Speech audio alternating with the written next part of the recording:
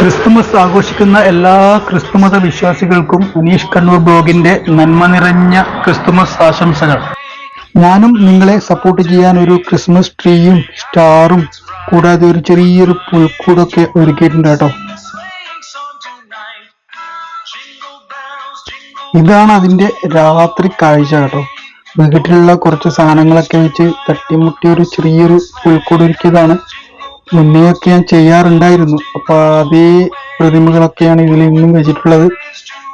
നടുവിൽ ഉണ്ണിയേശുവിനെയും ചുറ്റും മുതിർന്ന ആൾക്കാരെയൊക്കെ വെച്ച് ഒപ്പിച്ച് വെച്ചിട്ടുണ്ട്. എങ്ങനെയാണെന്ന് ഇതിനെക്കുറിച്ച് കൂടുതൽ ഒന്നും അറിയില്ല കേട്ടോ.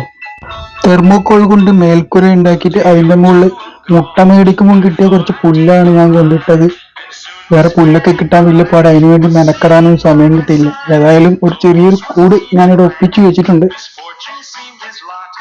ഫിലോഡെൻഡ്രോൺ എന്ന വള്ളിച്ചെടിയാണ് ഞാൻ ക്രിസ്മസ് ട്രീ ആയി തൽക്കാലം ഉപയോഗിച്ചിട്ടുള്ളത്. എല്ലാ വർഷവും ക്രിസ്മസ് ട്രീ ഒരുക്കാനായിട്ട് ഞാനൊരു ക്രിസ്മസ് ട്രീ വാങ്ങി വെച്ചിരുന്നു. അതിപ്പോൾ വലുതായി പോയി, അതുകൊണ്ട് അതിനെ തൽക്കാലം സൈഡാക്കി വെച്ചു. അപ്പോൾ എല്ലാവർക്കും നന്മ നിറഞ്ഞ ക്രിസ്മസ് ആശംസിക്കുന്നു. Happy Christmas.